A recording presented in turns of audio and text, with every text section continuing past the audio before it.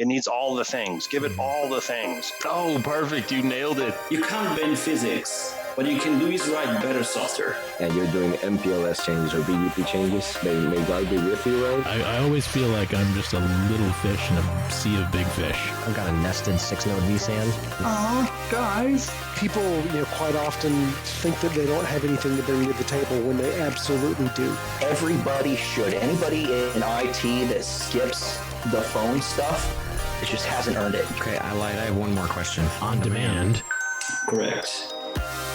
Welcome to Gigacast episode 36 for Friday, February 28th, 2020. Live from the Gigacast headquarters, I'm Britton Johnson. And live from my home office, I'm Tony Reeves. Welcome to the day before Leap Day, Tony. Yes.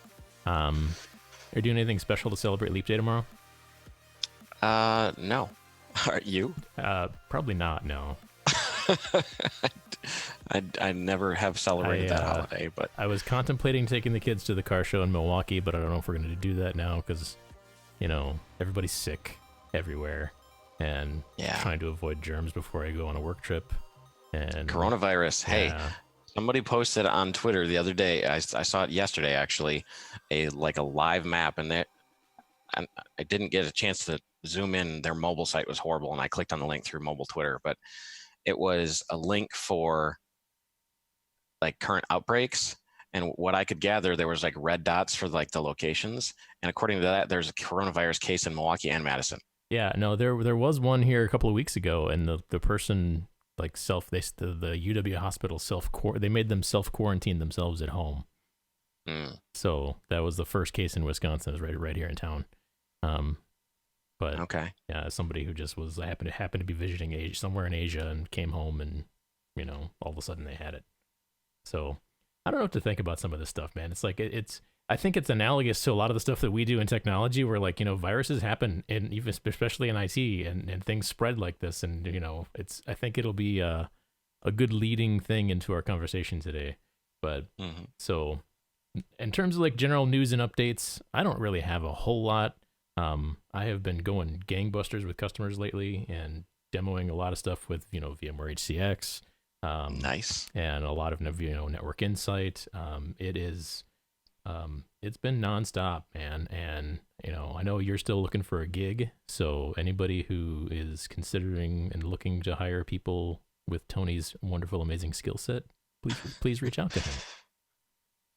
Appreciate that, bro. Yeah. Yep. Still doing interviews and meeting with people. I was just downtown Chicago yesterday. So cool. So we're on a tight schedule today, so I want to jump into this. And so we have a super, super awesome guest today, Mr. Paul Mancuso. Welcome to the show. Thank you. Thank you, Britton. Yeah. Good to be here.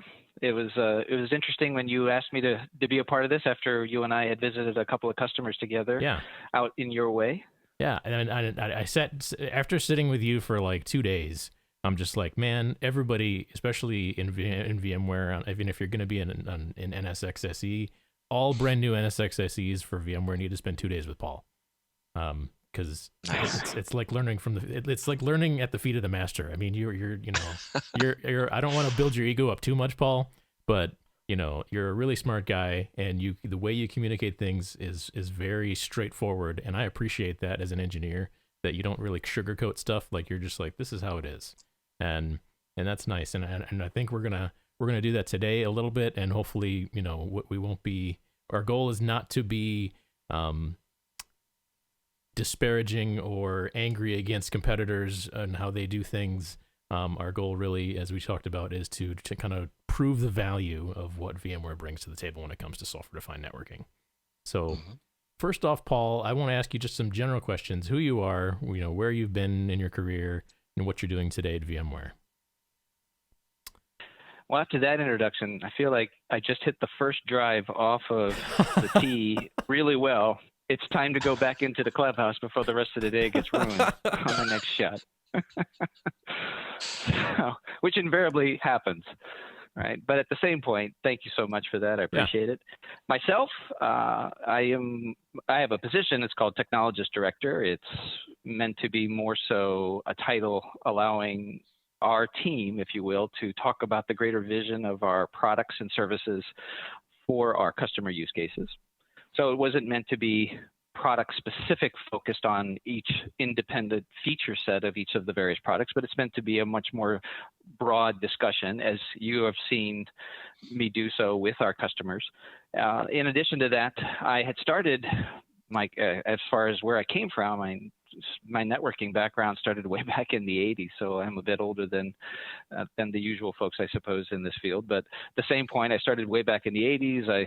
I did all of the usual things back then. I did Novell. I was a Novell CNI, got a master CNI. Yeah, so that's obviously doing wonders for my career today. Because that's highly useful. Although at one point I thought that was like the coolest thing in the world to have. Then I got my certification with Microsoft because I kept thinking that, I might as well branch out. At the time, I looked at the classes that were ongoing next to me in my Novell courses, and this is back in the early 90s, 93 or 94, and I'd see a large set of classes back there. And so right around 93, I got my MCT, and then, from there, Cisco. I even did Lotus Notes. Oh, man. I'm sure if I don't going hardcore. Well, I thought that it would be great to have a particular application background built on top of the networking infrastructure and having an understanding of doing some specific use case. So even back then, I was thinking in my head use cases and how I could apply the networking understanding. Right. And then, of course, Cisco became a natural thing. And then along, of course, came VMware, et cetera, and the rest at this point now was more along the line of bringing forward a discussion on how could we take networking to the next level, because I was always about what is the next cool thing. Mm-hmm. So in my Cisco background, I would try to spearhead what was the next new thing to teach or the next new thing to implement for customers, because I was a contractor, and therefore to stay busy as a contractor and always stay in the upper echelon of trying to provide the higher level valued service, I try to go off and do the next bleeding edge things. So when Cisco wanted to do something in Nexus and UCS, for instance, in the 2000s, I begged to get on to one of the partners list of folks to get trained and certified first, to get that on my belt so that I could offer that as a capability. Chris McCain was a partner of mine in several different business ventures that we did together, and he got me into VMware in the early 2000s. So yeah, we worked together for several years and then parted ways, but parted ways friendly, because he and I had different goals as things began to move forward back in the 2000s.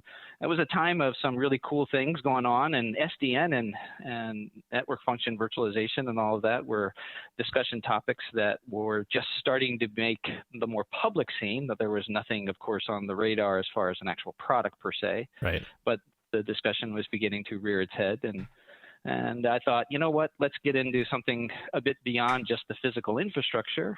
Chris had worked his way to becoming an employee of VMware, and so myself, I just decided to take up an offering that he had made and brought me into the fold. And VMware is technically the first company, I guess you could say, from a professional standpoint, that I've worked for as an employee. I've always you were never a Cisco employee, right? No, I worked for myself through various Cisco partners. I mean, a variety of them, whether it be, I don't know if we want to go through the list of them, but it's quite a handful of them. And then I even did some work directly with Cisco Advanced Services. Okay. So, all right. But as a contractor. Right. And the main thing, like you always had a very large, the consulting kind of aspect to what you did, but you also did a lot of training, professional delivery of training too, right? Oh, yeah. I felt that if I was going to deliver a service, I thought, wow, this would be great as a complement to delivering the service, being an instructor, which would afford me the opportunity of picking and choosing a variety of work. That way I didn't have to rely solely on just staying in the classroom and teaching PowerPoints for training. I could also deploy it, implement it, provide over-the-shoulder discussion for how to get something done on a particular product, service, or product set, and then go back into the classroom and teach the next cool things. That way I could learn it also, because there's nothing better than learning something by actually making yourself have to teach it. Exactly. Mm-hmm. Yeah. So to that end, Paul, I'm trying to be a virtual network guy as much as possible these days. I'm a converted vSphere admin who. You look physically here, though. Yeah, well, you So know. you're not. Thanks. I I saw the light, as it were, right after the Nicira acquisition with VMware, and when it became a product. And like, to me, like, it was one of these things of, this is sort of a seminal moment in technology where, like, it happened once before with the rapid development and adoption of ESXi, just the hypervisor in general. And I sort of saw NSX and virtual networking as sort of the second coming of the hypervisor. And I think the adoption rate has been a lot slower than the move from physical compute to virtualized compute in the networking space, anyways. And I feel like there's reasons for that hopefully we'll get into here. But I want to kind of start with the basics of me being sort of understanding with my understanding of things. I get a lot of this conversation. Tony's a storage guy at heart. So, I thought you and I, at least in this, if nothing else today, we can educate people that are listening, and we can help educate Tony. So there we go. So I want to start at the very bottom of this conversation and say, can you give us a kind of a general definition of what is software-defined networking? Because I feel like that term has been grabbed by multiple vendors, and they're all kind of giving their own version of what it means. And, I think to us, it means something completely different than what it does to a hardware vendor, a hardware networking vendor. So, what is sort of maybe even the VMware official definition of what makes a sort of software-defined networking? Well, I think we have to go back and just, I don't want to go to this whole historical thing, because I'm sure that discussion has been done to death. But SDN was designed from the ground up to be a means of simplification of network management, due to the fact that if you were in a network, small or large, there was still a disparate number of network devices. There was, even if you bought the same vendor, you could have the possibility of a vendor's offering from two different vertical lines within that vendor having different OSs, different management interfaces, which would create the issue of, great, I'm a certified expert on this one, or I'm a certified network admin on this one, or I'm a this, blah, blah, blah. But the problem is it meant that you understood protocols, hopefully, and that's always a good thing. Right. But you may not understand how to administer the device. So you had to go back and relearn how to administrate the devices, and it would become complex in the fact that I have to learn a vast array of how each vendor did things differently down to the physical level. SDN was meant to pull and abstract the componentry of the features of the physical systems into a software space, therefore providing a control plane that was manageable now, more so from a generic ideal, I suppose, so that you could just use simple semantics and understanding of how network protocols and services operated, independent of the physical systems means of doing so. Therefore, control plane and the data plane became completely disaggregated in that fashion in an SDN ideal. And that allowed a little bit easier means of controlling your environment, or at least so is the thought, right? That's the value that SDN is meant to provide.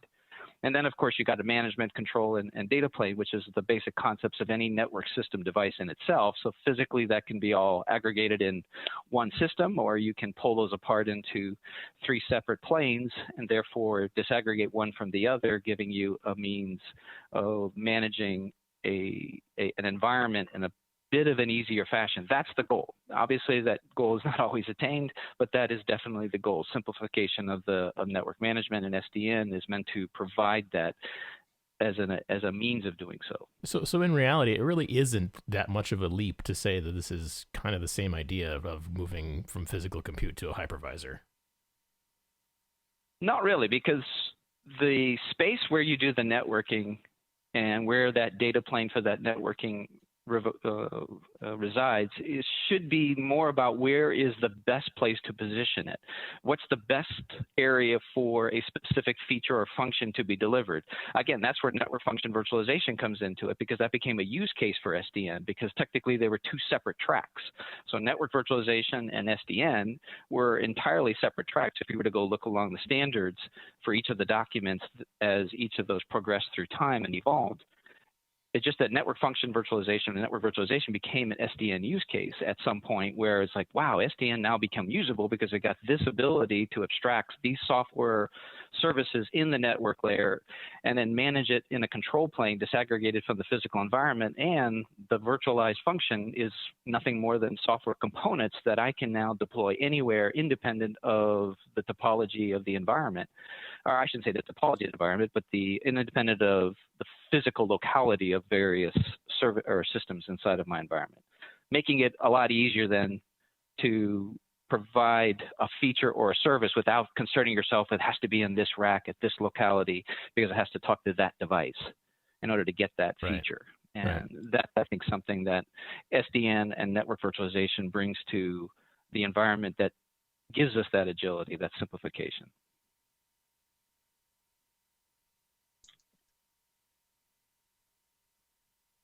So, I'm sorry. Yeah, you went out there for a moment. Sorry about that. That's okay. Go ahead. So, I mean, I wanted to kind of like, so you're referring to kind of two different things here with network function virtualization. Is how is that a different thing versus just general software defined networking as a construct? Is it the same thing or is it just different? SDN I think is the. Go ahead.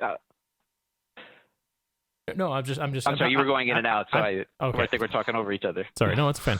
I just want to try to get a little clarification because I've seen confusion in this from other people where, some people talk about NFV or network functions virtualization, and some people talk about software-defined networking like they're two separate things. So I guess that is the question. Are they two separate things or are they kind of the same thing? No, I think SDN is the overall concept of, again, abstracting the control plane and the understanding of how network service offerings have to be controlled and managed above the data plane. And I think network function virtualization is, or just network virtualization in general in itself, is the specific feature sets of the devices and how you would wish to employ their use in the environment in a software abstracted way. So I think those are two separate discussions in that regard, but I think one is a use case of the other, hence the overlap that you often hear people mixing the two as if they're one and the same. So NFV is more hardware dependent, whereas SDN is fully software defined, not tied to hardware in any way. Really? I would like to stay. I try to stay away from which one has to have hardware dependency and which one doesn't, et cetera. Again, to me, SDN was just the understanding of abstracting away how you manage the network plane within the environment in itself, and then the actual specific feature sets. That's where network virtualization comes into play, where we can go ahead and abstract that off of a physical device and give it characteristics all totally in software and then entirely deliver it in a software appliance in itself, which now gives you a massive amount of agility, which, by the way, I mean, that's essentially one of the biggest values of how you can deliver a cloud service and not concern yourself with, I have to have these physical devices and I have to then trombone all my traffic to those specific devices. SDN gives me the ability to provide the control and management plane of how I operate and construct the network itself and how I can orchestrate communication and from the network plane. And then network virtualization is the ability to virtualize those feature sets inside of software appliances. Got it. And then I use SDN as a means of orchestrating the communication to and from that service offering. Like where I've seen the network function virtualization conversation happen is for like telco and edge type network stuff. Like that's more of where it fits. Again, yeah, I suppose it depends on how deep you're going to take it. That's why, to me, I was sticking more to network virtualization versus NFV per se. Right, that's fine. Yeah. Tony, do you want to go with one or? Yeah. So, what, in your opinion, what makes a network stable? Stable. Well, it depends on where we wish to provide a specific set of stability. In other words, are we referring to an environment where a control plane in the device itself is reasonably stable so that when you go to administer it, you're seeing a series of values that are consistent in time? Or are you referring to stability just in the fact that you just don't have disruptions? I mean, it depends on how you're defining stability. And that's where I think where VMware comes into play and how we envision stability in the environment and how we envision where agility and various dynamic elements should reside due to where you can get resiliency in your physical fabric, hence the stability, if you will. And your physical fabric would provide a basis of piped communication to a specific set of devices and connectivity to a specific subset of services in those devices on a continual basis, hence the stability again. Now there should be obviously there's some dynamic value adjustments in the control plane that is constantly being updated in those systems itself, but it's still a resounding similarity of systems. So when we construct a network architecture with NSX, for instance, bring it into play just to a specific use case, we would say we want a physical infrastructure connectivity that only requires a basic set of kernel services to and from the TORs into the physical fabric, and then from there, or the TORs of the physical fabric, into the hypervisors, and from there, we'll go ahead and provide the dynamic elements in an abstracted form above it. Because if we want a logical segment, we just merely need to make an API call and say, hey, I need a logical segment. Now we got L2. I need a gateway. Great. Now a gateway exists. And I don't have to concern myself with whether or not the physical device of this particular version of my device that's 4 years old versus this physical device that I bought 2 months ago have any issue with that, because it doesn't matter. They only need to provide a basic set of elements and services on a continual basis, hence stability again, back to I don't require disruption of the physical fabric to constantly renew the service offerings. I can just deliver that in software, which is where we get back to that discussion of SDN providing the use case, SDN providing a value of managing the network virtualized environment. So, and go ahead, Tony.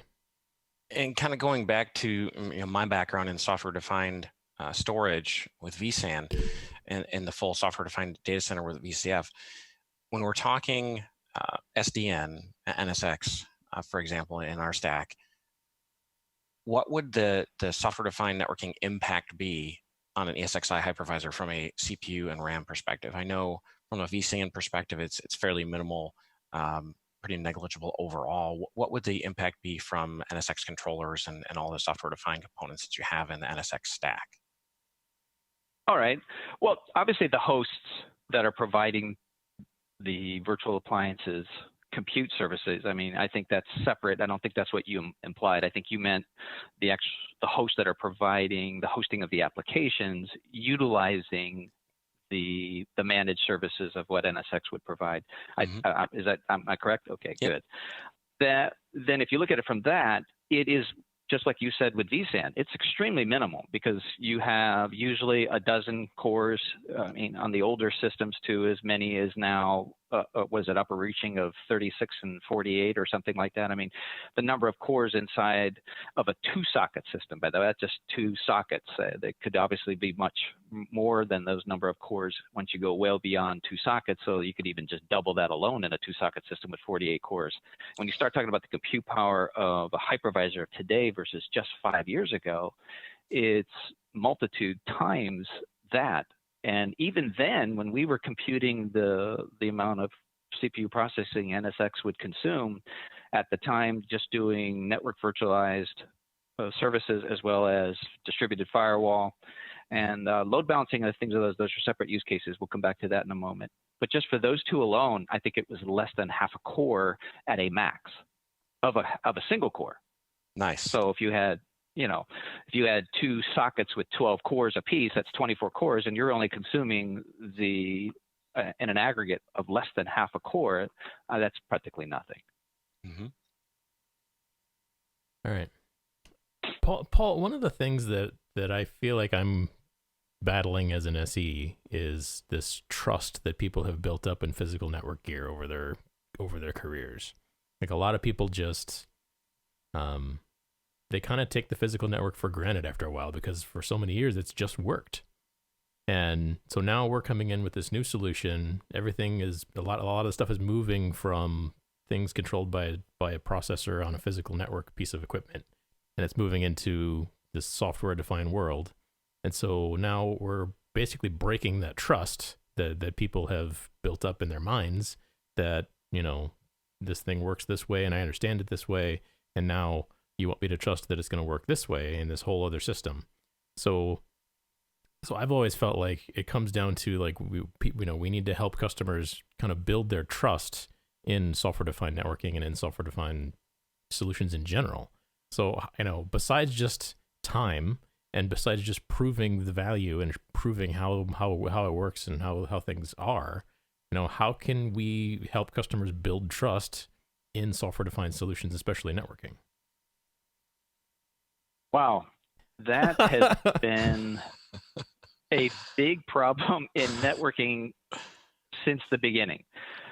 Going into, I mean, back into the 90s, I think this is, I guess, where some experience in this does pay off, and having gone through this among a generation of different things. So if it were to be VLANs from the 90s where people didn't want to trust the fact that you could provide logical versus physical segmentation of your Right. environments, even if they didn't route to each other, they were just separate VLANs, and those VLANs wouldn't provide any L3 between them. Customers just didn't want to trust it.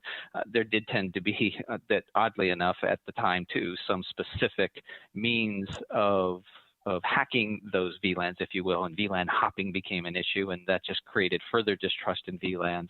Or going to virtualization where we had virtualized compute. I don't know, you know, where your experience in the virtualized compute portion of it, but just teaching VMware and vSphere, I would get customers sitting in the classroom, or I would be at their office telling them how we were going to deploy various applications, and they would say, well, I'm not trusting anything other than a file server on that virtual machine. You know, this is back in the early 2000s, right? Yeah. And then, yeah, it's like, no, you'll be running Exchange and whatever in Oracle or SQL Server at some point, because you will. They were laughing. No, never. I'll never do that. Yeah. And I'm like, no, they're going to virtualize people. It's just going to be a matter of time, and you'll trust it. You heard it here first, folks. But at the same point, getting to the heart of your question, I think we're going to have to go through that same cycle, or not. I think we're going to have to. We are going through that cycle. We've been doing that, and you're correct. NSX first hit the market space or somewhere in that winter of 2012, 2013, because of the Nicira purchase at VMware, and that has been a struggle getting customers to realize, hey, you did this trust issue already multiple times, and with our own company, with VMware, at one point when it dealt with various compute apps and things of that nature, I just explained, you're obviously going to need to go through a very similar, progress in that space to develop that trust. And you're correct. There's this idea that, gosh, if a physical system is delivering this piece of network protocol, it must be better because it's physical. It's like, no, the physical system has to have software that tells it what to do. Right. We're just simply removing the hardware element on how it actually proceeds and provides the service in itself. Yeah, and that has always been sort of the toughest hill to climb in communicating these things to customers, because it's just like, it's like the person who has a ham and cheese sandwich for lunch every day. They trust that like their life depends on it, and it's the same thing in networking. Hey, don't knock my peanut butter and jelly, man. I have that every day at lunch.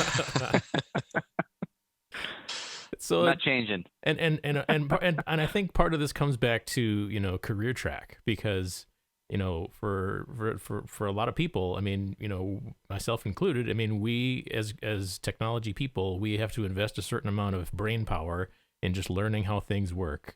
And so now, if I have been doing this in my career for 15 years, and now all of a sudden I have to basically start over, and learn a whole brand new career track, and switch gears, and I mean, it's hard downshifting, that and going to some other thing like that. Like the thing that I'm having to start to pick up even more now is, scripting things with Ansible, or, any sort of automation type things where people are building networks, with APIs and that kind of stuff, where I have to be more of a code head than I've ever had to be in my life. And that's a big, it's a struggle point for me. And it's a lot because of the software defined nature of how NSX and software networks work. It opens up all these doors of like, oh, you can do all this stuff with APIs now. And it's like, yeah, I have to kind of start from the beginning on some of these things. And that's scary for people who've been doing it this way their whole careers. And now all of a sudden we're going to say, you and Mr. Network Guy who've been doing it this way for, 20 years, guess what? You get to learn how to do it in this way. And I think, and I think, so there's some fear in that aspect of things. And I think the other side of that coin is, there are some people who get sort of for lack of a better descriptor, sort of a religious bent on the software technology that they really like, or the products that they really like. It's the Mac versus PC debate all over again. And, so just people get really into their camp, and they camp out there, and that's where they want to stay. And so if I feel like that's just, we're climbing a lot of different battles and fronts here, where we've got trust issues, we've got career entrenchment issues, and just plain preference issues. And, we have to kind of as we try to move technology forward, we're having to fight on all three of these fronts at the same time.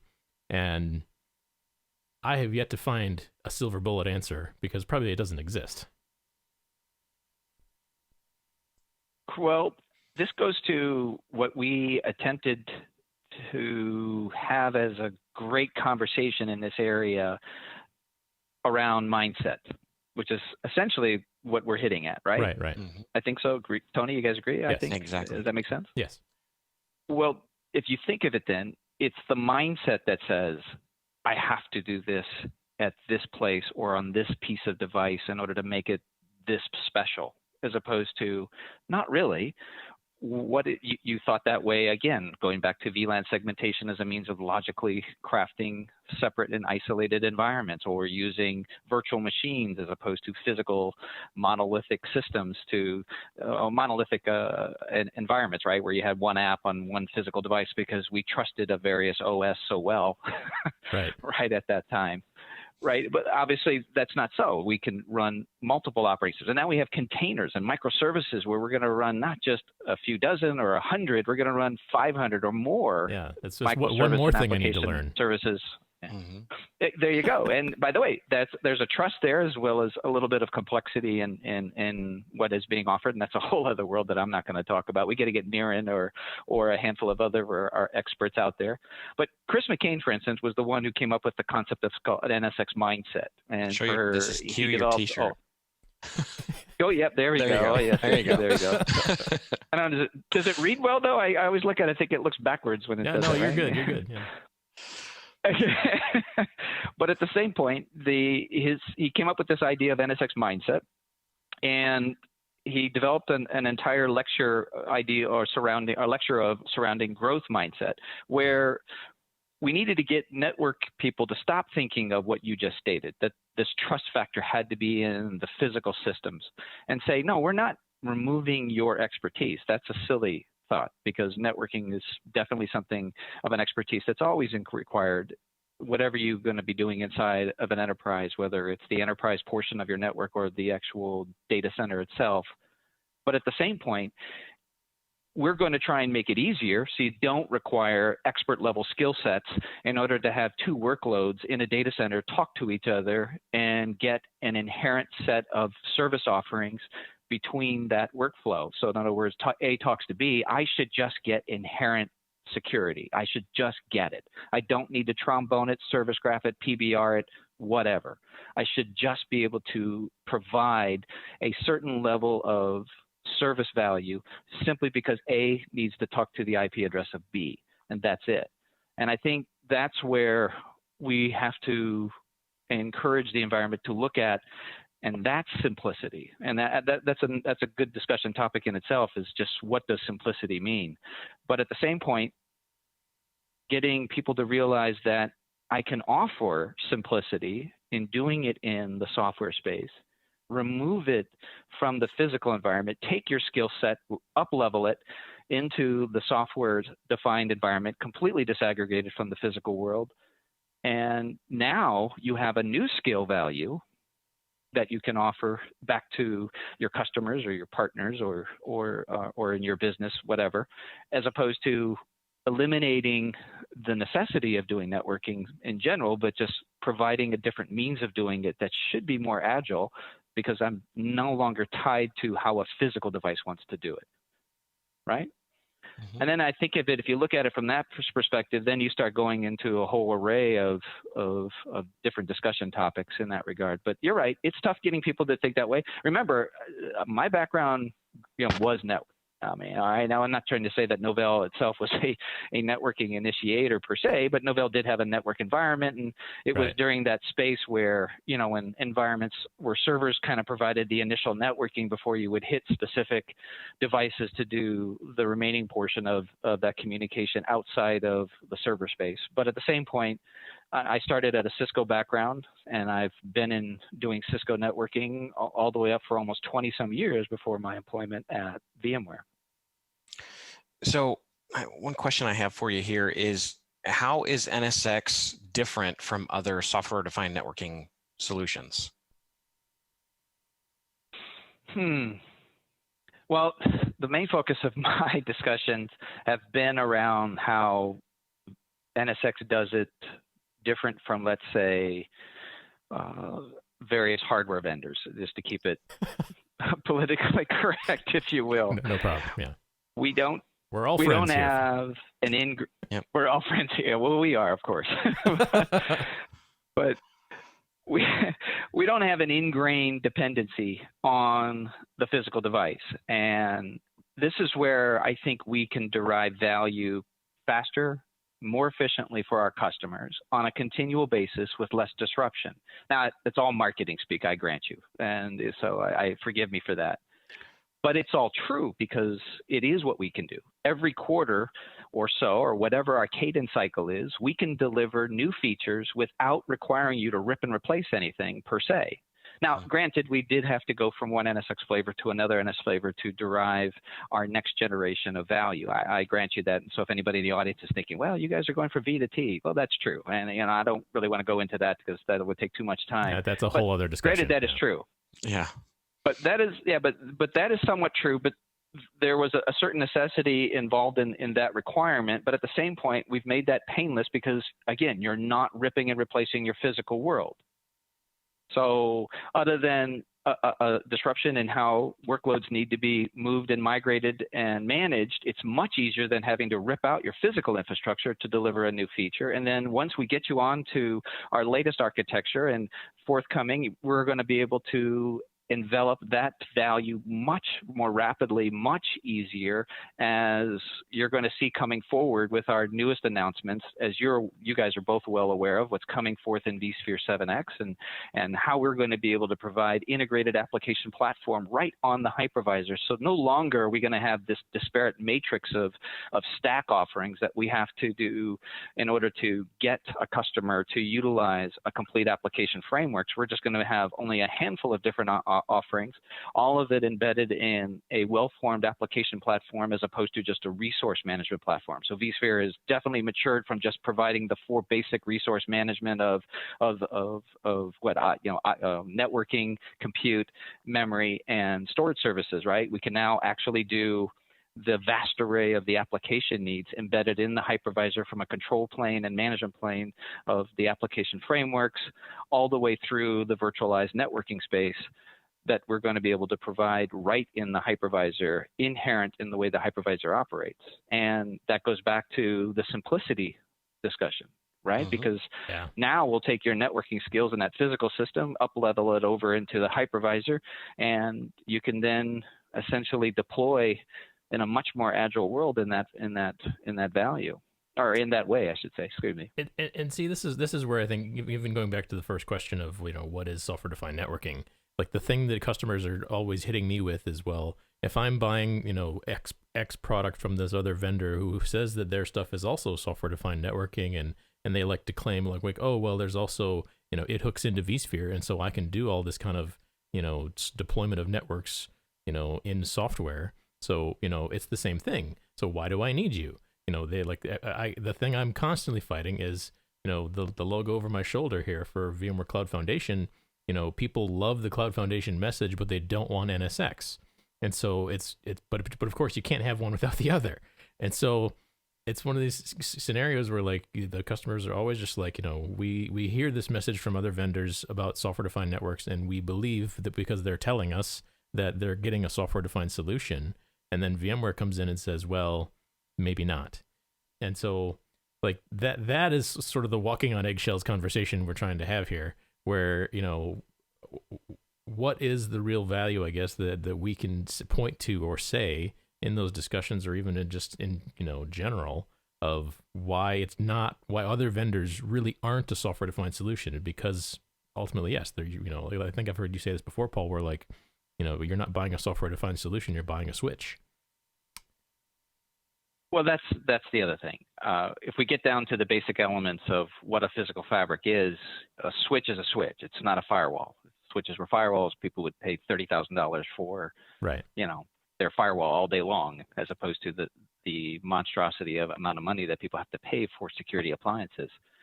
So therefore, a switch isn't that, and it can't be that, at least not today. I mean, I don't know, ASIC architecture to this point just hasn't developed to the point where it's cost effective to putting in the type of silicon into a switch that a firewall would do, so that every time a packet passes through that physical system, it has all of that capability. That's why you buy specialized appliances that have that ability, or if you're going to use a physical fabric to deliver a secure service, you're going to have to trombone and polarize all your traffic to some place to do so, which is, again, what we're trying to tell customers, that this is just not the way the cloud world works. In right. the cloud, you don't consider yourself that way. You want things to be nice and elegant, so that when A talks to B, I don't have to concern myself with all of that operationalizing of communication to some trombone polarized area of my physical fabric. So getting to the heart of your original question, and that was, how are things progressing in today's for VMware and NSX, and how this is different than the way the physical switch fabric customers or companies are employing what they would refer to as SDN. And I would say it's hardware defined. I think VMware came up with the appropriate phrase. It's a hardware defined data center versus a software defined data center. For instance, let's go back to the cadence cycle of how we can employ new value and new service value and new functionality by merely upgrading software services inside of the application platform with no physical switch disruption, right? Mm-hmm. Well, in order to do a very similar format, you have to look at it from a hardware device framework. And I've taught and done this for 20 some years. So this is something I'm very familiar with. Right. If I deliver a switch to you and we put a first generation of software on that switch, and we say, well, in sometime X down the road, you're going to get such and such feature set from that switch, which meant you bought a switch. It has a hardware-based function, but my software can't deliver that hardware function yet. So I'm going to give you a piece of software code some down the road that's going to give you an update that you're going to buy through a support delivery, and boom, you're going to get a new feature out of your hardware that you bought a year ago. So you didn't really get a new feature. You just essentially broke it out of jail from something you bought a year ago so earlier in order for it to actually provide it, because it was sitting in the penitentiary because you couldn't have a piece of software that elevated its function and use. And then I'm going to turn around and come back to you 2 years later and say, hey, I got this great new physical box, and you need to get rid of your old boxes in order to do this. And then I'm going to sell you code on that box that's only going to elevate a certain feature set. Once again, the same generational idea where you're going to run 3 to 4 or 5 different software generations to finally fulfill everything that I sold you several years ago every 3 or 4 years. And that's what you have to do from the physical world, which is insane.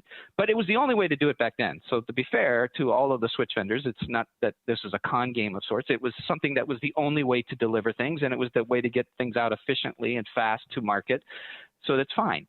But today's software cycles doesn't demand that type of paradigm. We can do things all in software, abstract it all into an appliance, and simply just deliver truly new features every quarter or more, et cetera. Or I mean, more as far as time. I'm just using a time frame as a relevant cycle. Our cadence cycles tends to be somewhere between a quarter every 5 months. We put out something that's offering new features and functions.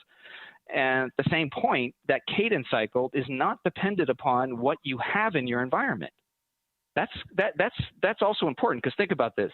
If I don't elevate the physical device, and you do give me a new piece of code, then you got to go through this whole release notes that says, well, if you've got device X versus device Y versus device W versus device Z, you get certain features.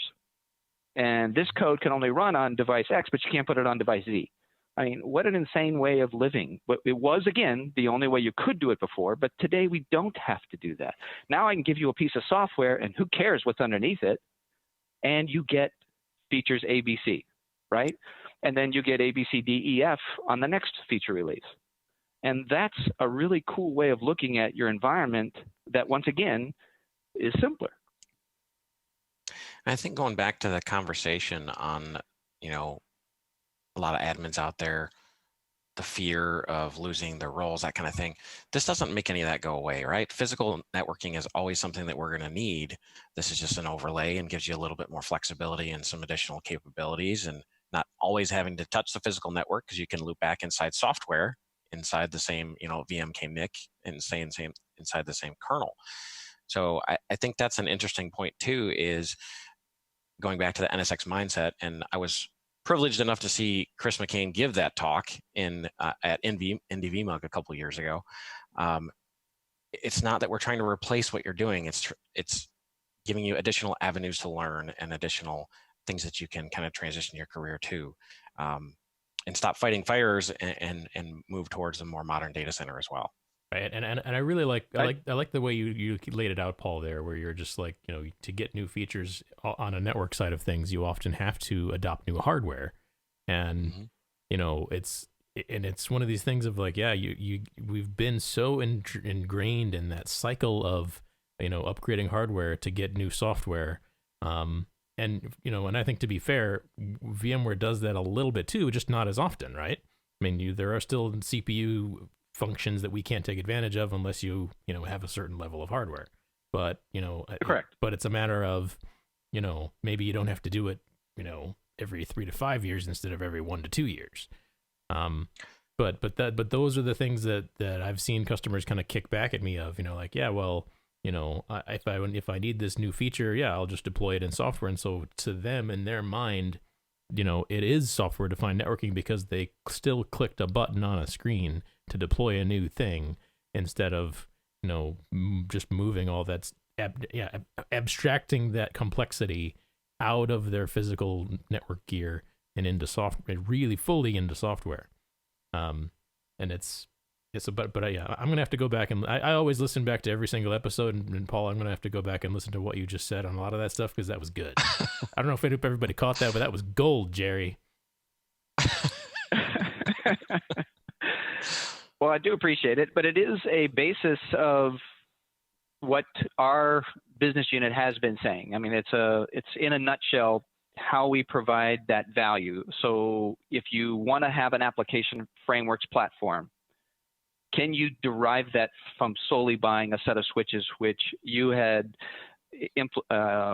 began to bring into our discussion, and then a specific vendor wants to say, well, we're going to go ahead and utilize a various set of integration from an API standpoint to manage how the hypervisor will be tied to the root of the top of the rack switch, and so that if we want to deliver virtualized services inside of the hypervisor, in order to coordinate that with the physical switch environment, we're going to tie the two together in this noose that basically says you have to do it in this fashion and forever in this fashion based upon this one vendor. To some extent, all vendors are proprietary in some regard, so it's not totally a fair comment per se.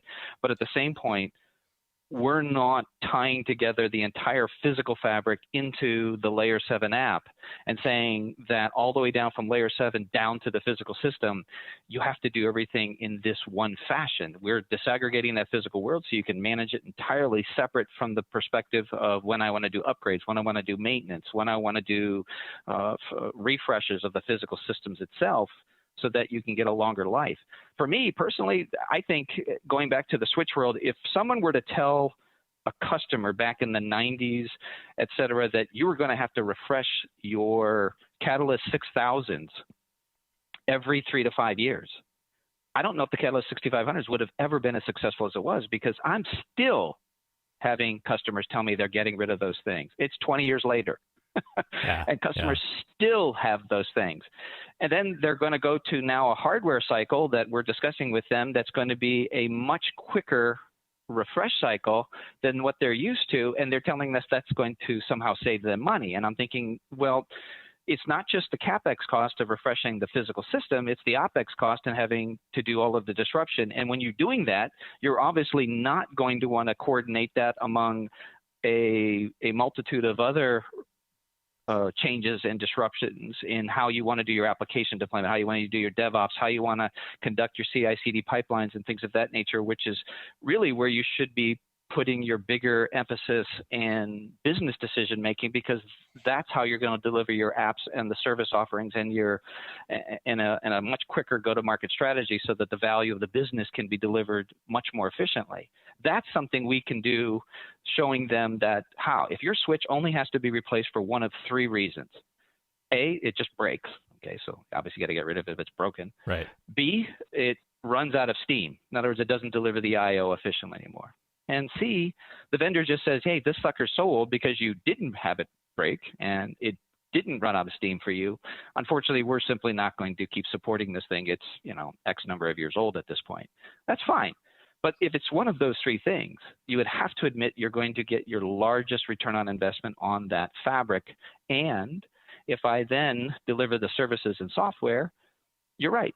Tony's correct. Go back to what Tony said. We're not trying to replace the network administrator. That network administrator role is definitely going to transition a little bit. There's going to be some convergence of knowledge that's required, because if we do run VCF, our stack, there are a series of services that are now much more intertwined into the networking space. Storage is obviously a portion of that.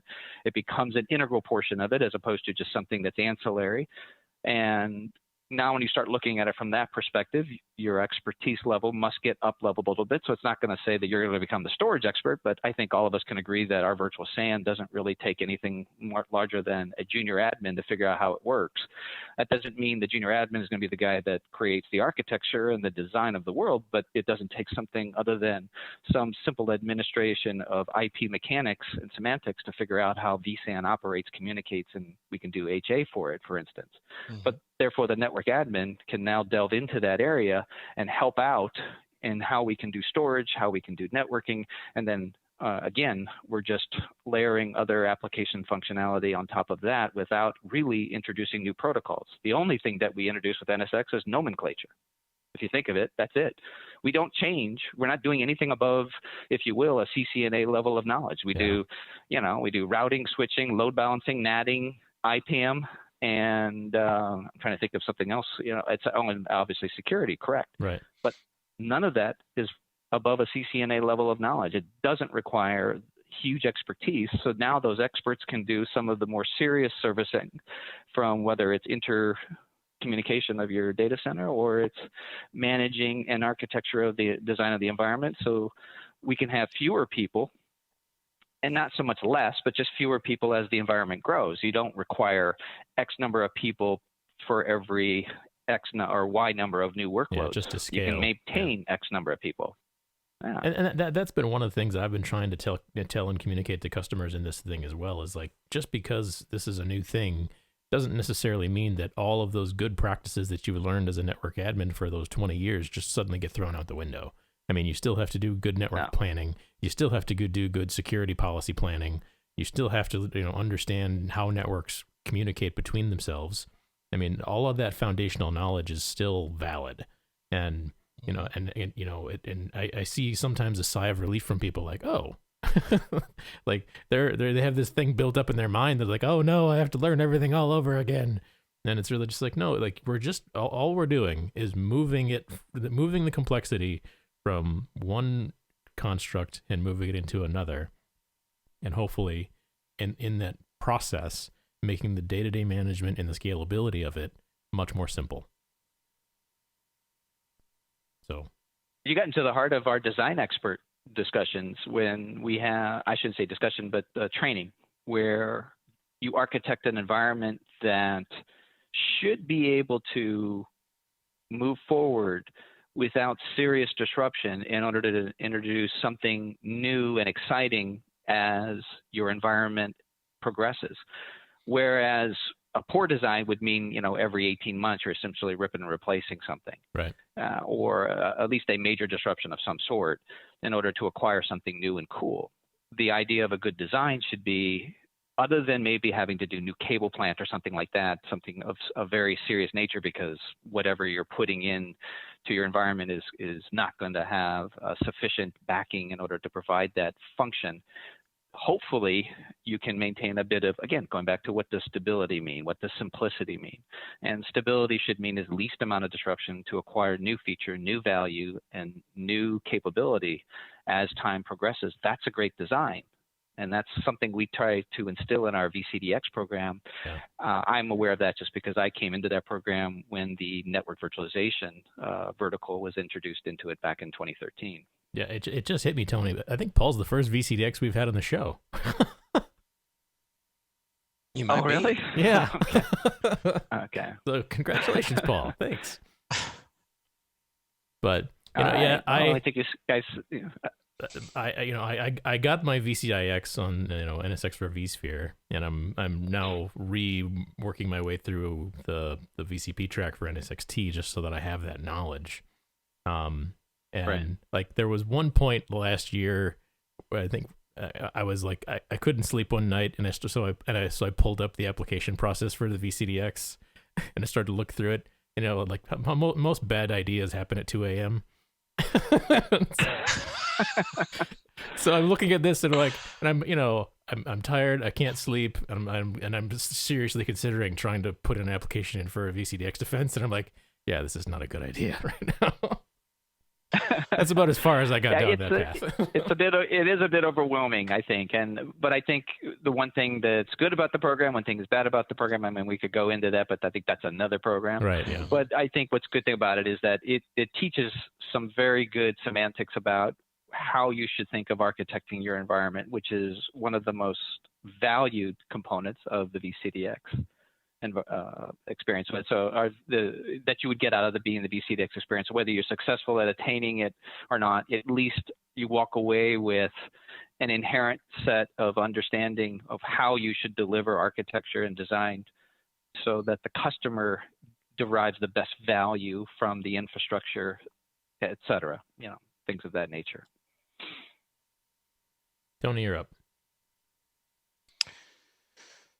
So let's see here. What about software-defined networking and physical workloads in the data center? What can be gained there? All right. That has been a specific sore spot, if you will, with NSX. There's no doubt. I mean, that has been one of the sticky points, if you will, when conversation comes up and a customer says, well, I've got X number of bare metal workloads. I've got Y number of virtual workloads. Great, you're going to handle all of my Y virtuals. What about my X? And, et cetera. And I grant you that is a fair question. And I think in the past, our answer was semi-good, but not great. And that was, well, let's look at the ratio, for instance. Even back in 2013 and 2014, generally the ratio was no greater than 70-30, which still, again, is 30%. And usually the 30% is a significant 30 too. So we can't dismiss that. So I don't want to say, oh, it's 70-30, so obviously it's small and minimal. No, the 30% could be a majority of the base value of an app, for instance, the database, et cetera. Mm-hmm. So that in itself doesn't dismiss it in that logic. But at the same point, where are you moving toward? You're virtualizing those things at some point, and which is what has become the case, which today now we're looking at almost invariably 90 to 95 to 5 to 10% physical. So even environments, those will say, oh, I've got 500 physical, and they'll say, that means I've got a 60-40 split, because they'll say I have 500 of this, and I've got little like 650 and 700 of the vSphere host. It's like, no, on your 650 vSphere host, you're running 14,000 VMs. Mm-hmm. So in reality, you are a 98 to 2 ratio. You're very minimal. And your 500 systems, as far as I know, they don't move. So that means you could set policy on them in the physical environment separately with our older product, and essentially you could set it and forget it, and other than some minor tweaking as scale affects who's communicating to what, you might have to go back and tweak a couple of endpoint values in the physical systems or in the in the virtual distributed firewall, but that can be automated in both sense. With T, though, we now are beginning to combat that, and we're hitting it quite effectively. We've covered the vast gambit of Linux distributions, all right, and with an OVS-based agent service inside of it, so we can instill policy and manage those systems. We're doing so now with the next release, where we're going to start hitting Windows bare metal. So customers that are employing databases, Microsoft DCs, or various system services or shared services that they don't wish to have virtualized, fearful of the chicken and egg issue of some sort, or et cetera. But at the same point, those systems we are tackling. Where we still, of course, are looking for answers and responses, to be fair, is outside of those OSs and other IoT systems where we have to help our customer figure a way of managing those. So therefore, we'll go and leverage outside of our environment to help aid us in producing policy and manageability of what those devices need. But again, it's usually just communicating to and from them, where we can at least secure it out of the virtual space into the physical space in that regard. We already have one partnership with a major switch vendor where we're managing the ACLs in their physical switch management fabric, and it's a symmetric management system, unlike something else we all know that is completely asymmetric and very orthogonal to the way vCenter operates. This one is specifically engineered over a 2-year partnership where APIs were created to assure ourselves of a symmetric operation of the Arista fabric for ACL management of bare metal systems that NSX cannot cover. And therefore, if something is tweaked on their side, something is tweaked on vCenter's or our management side, there's a sharing of that knowledge, there's a sharing of control plane errors, et cetera. So in that sense, it is a true way of doing it, but neither of those integrations, or I should say neither, it is a single integration, if you will, but that integration does not hinder neither environment, is where I guess I was going with that. In other words, they can have their own cycle of doing things, we can have our own cycle of doing things, because the way the APIs were constructed, it was meant to be as disaggregated from some matrix of complexity and having to upgrade both environments or change and manage each environment operationally. That's a distinct difference when we have to deal with other physical infrastructure who says, well, we can handle physical and virtual, and we're just going to go ahead and tell your virtual infrastructure how it has to be done, and you can't change that. And if you provide any operational tooling in the environment, it must be only done in order to the way the physical fabric wants to tell the virtual fabric how to do everything. And that's insane. That's like one vendor essentially mastering the other vendor's product cycle, and that's insane. That can't be. So. One thing that really fascinates me, even before it came to VMware, is the fact that all the things that we can do in terms of software defined. If you would go back 10 years when we were, more or less at basic vSphere levels, and there weren't all these additional products and capabilities, and you look at today when we have VMware Cloud Foundation enabling your hybrid cloud, your private cloud model on-prem, and then we have another product like VMware Cloud on AWS, for example, where you can migrate those workloads up and down, fully software defined on both ends from a compute and network virtualization standpoint. How do those technologies tie together? Like the agility that a customer gets being able to migrate a workload from a hybrid cloud up to VMware Cloud on AWS, for instance, how does that tie together from an NSX perspective for just connectivity and security? For a network layperson like me, I mean, you're doing distributed firewalls, VPN tunnels. How does that connectivity kind of work to enable that? Well, VMC and AWS, when it was first put out, there was concern of, cost for one thing, because you obviously have, Amazon's cost, you have our cost and things of that nature. But when customers started to really delve into the cost, they started to see, wow, I don't have to manage a physical fabric. All I got to do is manage application services in some managed provider cloud. Obviously, this one being a vSphere stack, or a VMware stack, I should say, and our SDDC stack inside of a Amazon data center system environment. So all you got to do is deploy workloads after you push a couple of buttons and line up an account in order to use it. We got a multitude of thousands of other VMware cloud provider partners, right? Our VCC or VCPP program, right? And that's over 4,000 now worldwide that can do that same SDDC stack. IBM's been doing it as well for many years. Well, we shouldn't discount the fact that technically IBM's SDDC of vSphere stack technically was the first of that.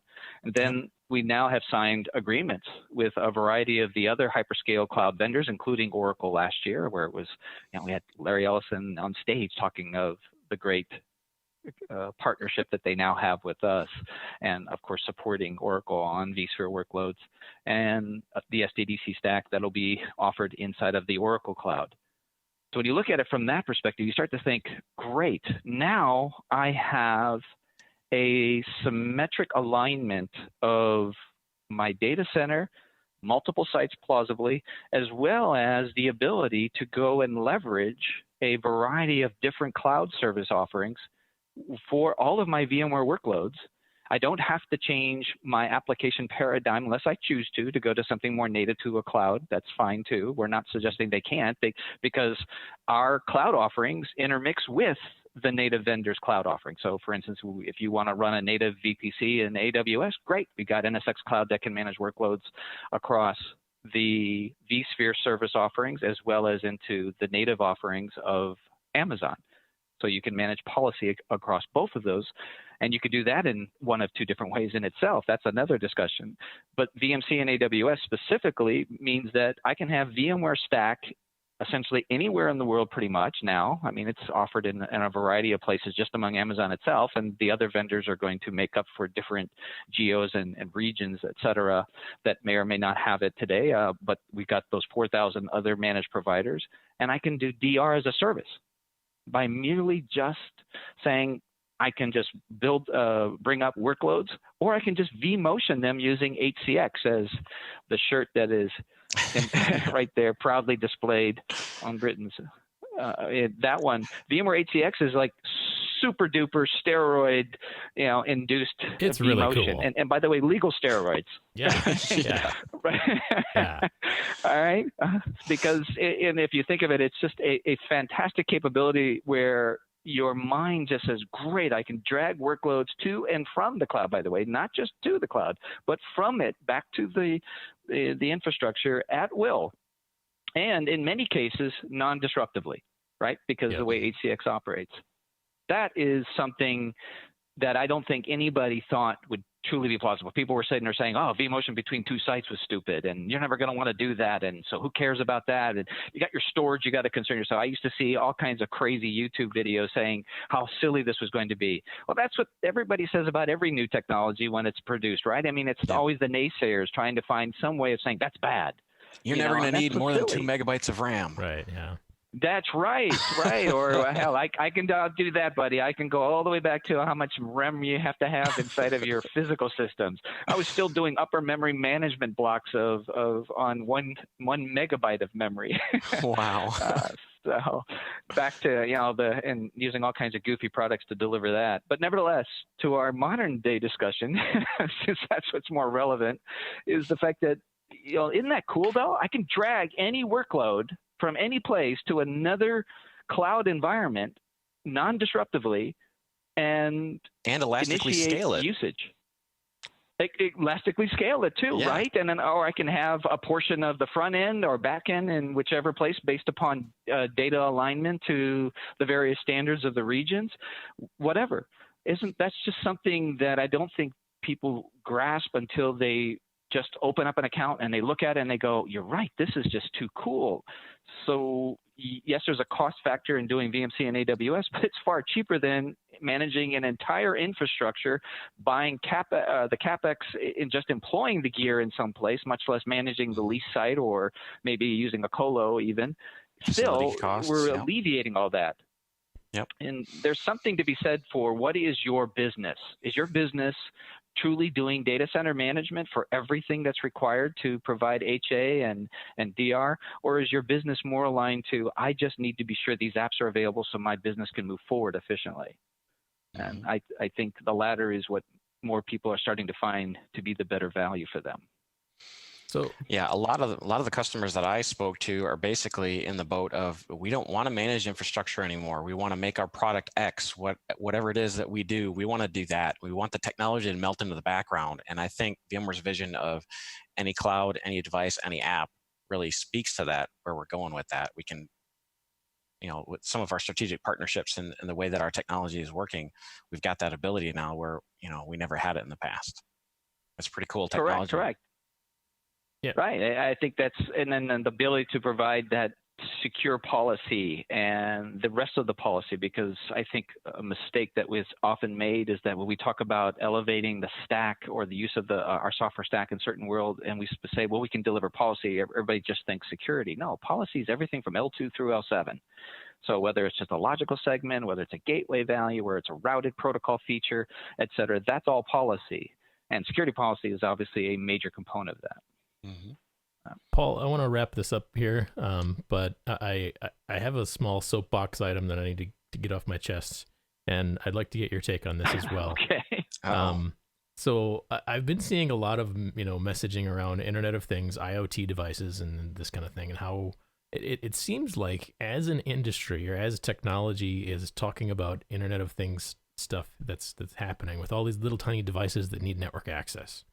It seems to me like in technology circles, we're talking about IoT as though it's a brand new thing that we've never seen before, and we have to suddenly manage it differently. But the way I look at it is it's just another device on a network with an IP address. So why do we have to look at it as though it's some brand new thing, some brand new threat? Like, isn't it really just the same old, network device that we've always had to manage and secure, just like we've always done? Or is IoT really a new paradigm that we need to learn about and be concerned about? Well, the difficulty with IoT from the start was that the older devices had an operating system on it, and they had, of course, a management interface, and all of them, well, even to this day to some extent, were extremely proprietary or specific, or just getting an IP adjustment on that device would require you to call support of whatever that device offering is from that vendor or whoever you're deriving support for that specific piece of equipment. And then that would alone cost you, could be upwards of hundreds, if not thousands of dollars, just whatever your contract is for that. And that's what customers would tell us. They would say, oh, if I have to call somebody in to change, X number of our devices to specific IP addresses, this is going to cost us a fortune because of the fact that the only person who could change this is the partner. We don't know how to do that, or it's just too expensive for us to do it internally, or too hard for us, I shouldn't say expensive. And I think as time has gone on, though, IoT devices have again begun to evolve a bit, where we're going to be able to provide a little bit more cohesive management, because we're not dealing so much with these disparate OSs, and they're becoming a little bit more mainstream in how they're operated and managed, whether there be some virtual front end for it, et cetera. And I think that's going to make it a bit easier. So it's not this big bogeyman of how to deal with it. But to this day, it's still a challenge. I don't know if any vendor truly has the most complete method of dealing with every single piece of equipment, whether it's a manufacturer or it's some company that does lumber, right? And they have saws that are all managed through some physical, some implementation of an IoT to manage the saw remotely, et cetera. So all of those things come into play, and how you have to manage it, and depends on what are you trying to get out of it? Am I just trying to secure communication to make sure, obviously, whoever's employing management of it and operation of it is obviously a secure and trusted player in my environment? And I think that's been a huge difficulty from any vendor to provide alignment to. And not to mention, I think that space is changing quite rapidly. Right. Whereas in the past, I think it was just sort of, every vendor just said, well, I'm going to do my own thing. And if I do my own thing, it means if you got 16 pieces of equipment, you might have 14 different OSs on those 16 pieces. And, and that could create a huge thing. And I guess the question back on that is then can you not really manage them security wise like you would, say a desktop PC, and then just put it in its own network with its own firewall rules around it and policies? I mean, is it if you go that level with IoT, is it just more than likely you're just going to make that device not function if you went that way with it? Well, I know for VMware, the problem was, of course, is coming up with an organically grown management system for acquiring policy. For providing policy and implementing policy to those systems. So invariably, we would have a central database that would be able to accumulate and aggregate understanding of all of the IoT devices, and then we would employ some third-party software services in order to implement some of that policy or to accrue that data into our central system. And I think that at some point, we're going to be able to find a simpler method of doing that in a less complex manner. And I think that is where the market has to move towards. So I'm not certain that I would be the best person to speak to on IoT, only for the fact that I deal with it more so when we go into, let's say, a healthcare facility. You're obviously going to have tons of IoT systems. Right. Yeah. And that's where we come across Sensors. it there. And that's where we reach into the BU that's responsible for IoT to come and help us provide alignment of policy and configuration for managing the security, communication, and flow to those systems. So and it's a very specialized world, so it's a little different than network devices or bare metal Linux, et cetera. Yeah, I guess that's fair. Right. I guess I'm just, especially, sitting where I am, where we're working on the things I'm working on now, it seems to me like just watching the industry as it develops, like it's a moving target. And I feel like I'm seeing different definitions of what IoT is, where what you need to be concerned about, and it's just like it's almost kind of like the container space in my mind, where it's like it's just changing every other day. But you could see it being tackled in a variety of ways, like SmartNICs, for instance. Maybe the network vendors will develop the SmartNIC technology that we already have today, and then they'll instill it in these IoT devices. So now we can implant some type of agent or communication function more natively to that system or that device without having to do anything to an extreme or to a complex nature where it's just specific to the proprietary nature. I do believe, though, you are going to have proprietary devices for some time. I mean, hospitals are just not going to want to change out their devices just to acquire some native new method of managing it. It's just not cost effective for them, or whatever.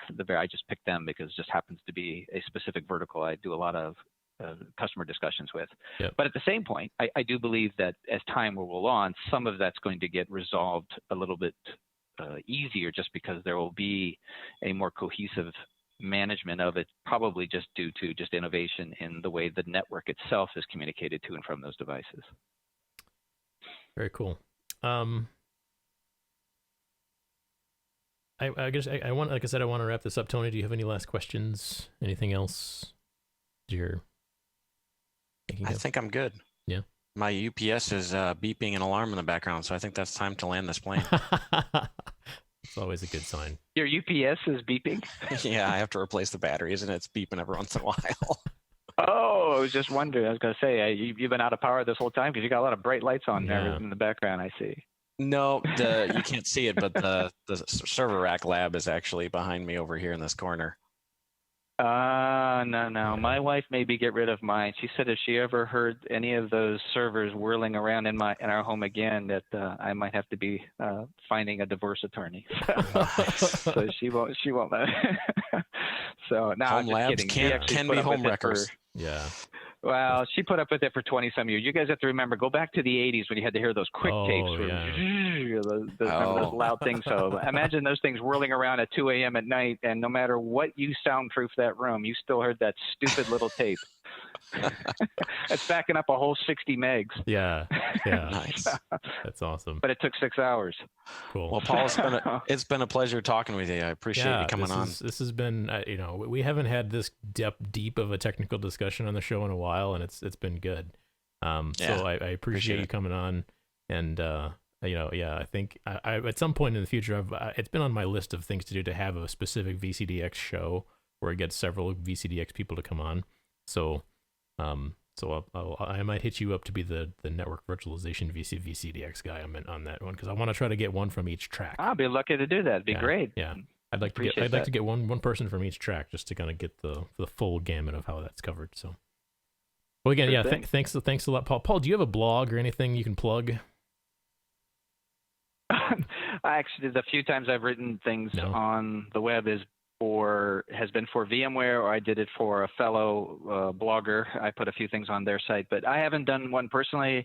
I find I don't know where I'd get the time to do that, because I spent the whole day yesterday, for instance, just learning something brand new, just so I can understand what's coming forth in the next year. Right. So I find time-wise, I have to divide my time, and unfortunately, blogging is just not one that I do a lot of. Right. I do create content, but they don't tend to be in blogs. Cool. I've got one more thing. I can't believe we almost glossed over it. It's vExpert Week. Congratulations to all of us. Oh, right. Yes. Oh, that's right. Yeah. we all got in on Monday again. Congrats to all of you. Yes. And to all the vExperts out there listening, congrats. Yes, well, the announcements went out Monday. Yes. Welcome to all. Yeah, I think that's a good thing to say. I think that the vExpert community has been fantastic, and there's more than one ways to earn your right to carry that credential, and that is, whether it's you guys doing the show and your various work. For myself, it's just helping out the community in a variety of different ways. I don't blog, of course, but I do so in many other ways behind the scenes, and I think that's a fine thing, as long as we're all promoting some specific positive aspect of what that value of that credential is meant to provide. Yep. Cool. Community is awesome. All right. And then your Twitter is @pmancuso, right? That's correct. All right. We like to try to connect people here as much as possible. So, if you enjoyed this, give Paul a shout out on Twitter.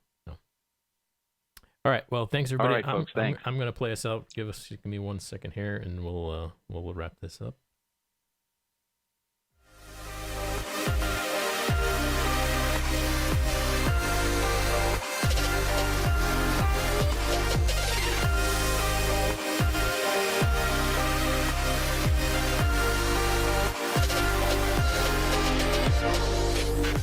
And once again, this has been Gigacast episode 36 for February 28th. Thanks again to Paul Mancuso for joining us. Lots of good tech info discussion here. If you want more information on any of this stuff, just start diving into the software-defined networking discussion on the Googles, of course. Take a look at all the information on the VMware site. Again, you can follow Paul on Twitter @pmancuso. I'm @VCIXNV. Tony's @ImportCarGuy. I don't have another one scheduled just yet. We'll get a guest lined up and we'll get that rolling here soon. We're coming into UserCon season, so it's going to be moving fast with lots of community things happening. Thanks again for listening to the show. Please share it, subscribe it, whatever you got to do. Have a great week, everybody.